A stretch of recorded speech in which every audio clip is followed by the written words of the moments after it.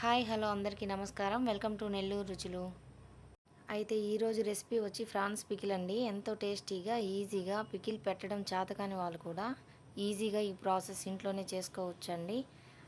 బయట కొన్నా కూడా కాస్ట్ ఎక్కువగా ఉంటుంది. పైగా వాళ్ళు ఎలా చేస్తారో మనకు తెలియదు కాబట్టి ఇంట్లోనే ఈజీగా హెల్తీగా ఇంట్లోనే చేసుకోవచ్చండి. ఇప్పుడు ప్రాసెస్ ఏంటో చూద్దాం. 1 కేజీ రొయ్యలు తీసుకొని నరాలు తీసి నీట్గా కడిగి పక్కన పెట్టుకోవాలండి. ఇప్పుడైతే 1½ టేబుల్ స్పూన్ ధనియాలు, 6 లవంగాలు, కొంచెం దాల్చిన చెక్క, 1 స్టారు, 3 ఇలాచి, 1 స్పూన్ మిరియాలు, తెల్లగడ్డపాయలు తొక్క తీసి పెట్టుకోవాలి, 3 ఎండుమిర్చి, 100 గ్రాముల అల్లం వెల్లుల్లి పేస్టు, గుప్పెడంత పుదీనా, 2 మీడియం సైజ్ నిమ్మకాయలు. వీటిని గింజలు లేకుండా ఒక గిన్నెలోకి అయితే పిండి పక్కన పెట్టుకోవాలండి. నేను చెప్పే కొలతలతో మీరు కరెక్ట్గా చేసినట్లయితే చాలా అంటే చాలా టేస్టీగా వస్తుంది. ఇప్పుడైతే మనం ఎలా చేయాలో చూద్దామండి. ముందుగా శుభ్రం చేసుకున్న రొయ్యల్లో మనం 1 స్పూన్ సాల్ట్ వేసుకోవాలి, 1 స్పూన్ పసుపు కూడా వేయాలి. ఇప్పుడు వీటిని బాగా మ్యాగ్నేట్ చేసి పక్కన పెట్టుకోవాలి. వీడియోలో చూపించే విధంగా ప్రతి రొయ్యకి పసుపు ఉప్పు పట్టేటట్టు కలిపి పక్కన పెట్టుకోవాలండి. ఇప్పుడైతే స్టవ్ వెలిగించి కడాయి పెట్టి కడాయి హీట్ అయ్యాక ముందుగా మనం మసాలా దినుసుల్ని ఫ్రై చేసుకోవాలండి. ఇవి మరీ ఎక్కువ మాడకుండా కొంచెం లైట్గా దోరగా వేగగానే వీటినైతే తీసి పక్కన పెట్టుకోవాలి. ఇవి ఎక్కువ మాడిన పికిల్లో టేస్ట్ అనేది మారిపోతుందండి, చేదుగా అవుతుంది. కాబట్టి కొంచెం దోరగా వేగితే చాలు, గోల్డ్ కలర్ వచ్చేంత వరకు. వీటినైతే మనం ఒక ప్లేట్లో చల్లార పెట్టుకోవాలి. ఇప్పుడు అదే కడాయిలో కొంచెం ఆయిల్ అయితే వేసుకుందాం. మనం కేజీ రొయ్యలు తీసుకున్నాం కదండి, 1/2 కేజీకి 100 గ్రాములు తక్కువ ఉండేటట్లు ఆయిల్ తీసుకోవాలి. 1/2 కేజీ తీసుకుంటే మరీ ఎక్కువ అయిపోతుంది ఆయిల్, కాబట్టి 1/2 కేజీలో ఒక 100 గ్రాములు అయితే తగ్గించి పక్కన పెట్టుకోవాలి. ఆయిల్ హీట్ అయ్యాక ముందుగా మ్యాగ్నేట్ చేసి పెట్టుకున్న రొయ్యలను అయితే ఇందులో వేసుకొని ఫ్రై చేసుకుందామండి. ఇలా సరిపోయినంత వరకే రొయ్యలు వేసుకొని ఫ్రై చేసుకోవాలి. మిగతా రొయ్యలు నెక్స్ట్ వేసుకుందాం. ఇలా ఒకసారి మొత్తం అడ్జస్ట్ చేసి హై ఫ్లేమ్లోనే ఉంచి రొయ్యలను అయితే ఫ్రై చేసుకుందాం.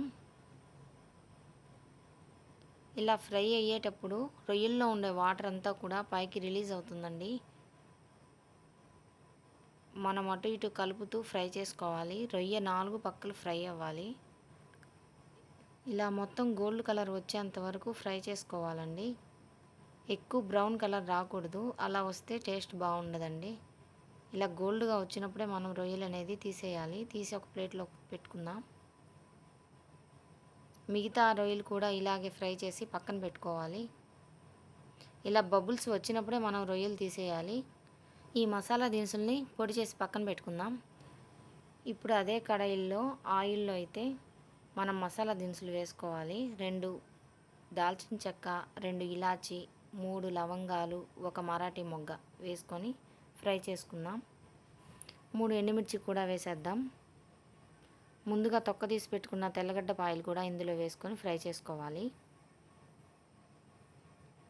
ఇప్పుడైతే గుప్పెడంత పుదీనా కూడా ఇందులో వేసేద్దాం. చాలామంది పుదీనా వేస్తే చెడిపోతుంది అనుకుంటారు, కానీ ఇది మనం ఆయిల్లో డీప్ ఫ్రై చేస్తున్నాం కాబట్టి ఈ ఫ్లేవర్ అనేది పికిల్కి చాలా బాగుంటుందండి. ఎలాంటి డౌటు అవసరం లేదు. ఇప్పుడైతే 100 గ్రాముల అల్లం వెల్లుల్లి పేస్ట్ అయితే ఇందులో వేసి ఫ్రై చేసుకోవాలండి. పచ్చి వాసన పోయేంత వరకు మీడియం ఫ్లేమ్లో పెట్టి ఫ్రై చేసుకోవాలి. హై ఫ్లేమ్లో పెడితే మసాలా అనేది మాడిపోతుంది. అలా మాడడం వల్ల పికిల్ టేస్ట్ అనేది చేదుగా అవుతుంది. ఇందులో టేస్ట్కి తగిన సాల్ట్ వేసుకోవాలి. మనం పికిల్ అనగానే ఎక్కువ సాల్ట్ వేసేస్తాం, కానీ అంత అవసరం లేదండి. మన టేస్ట్కి తగిన సాల్ట్ వేసుకోవాలి. ఇందులోనే 1 స్పూన్ పసుపు కూడా యాడ్ చేసుకుందాం. ఇలా 4 వైపులు కలుపుతూ అడుగు అంటకుండా ఫ్రై చేయాలండి.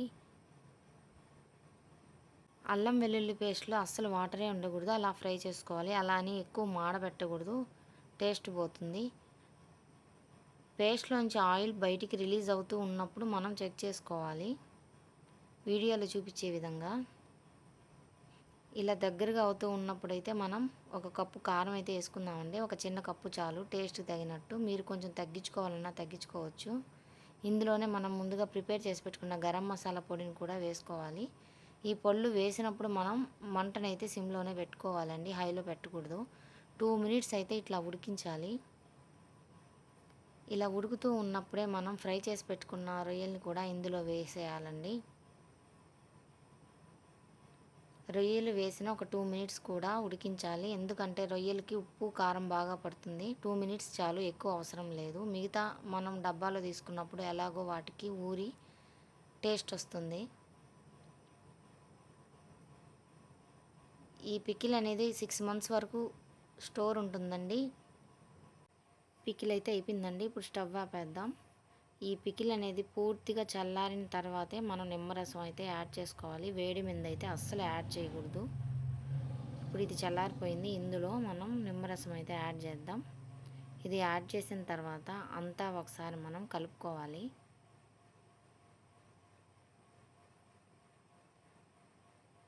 ఈ పికిల్ ఒకటి ఉంటే చాలండి ఇంట్లో.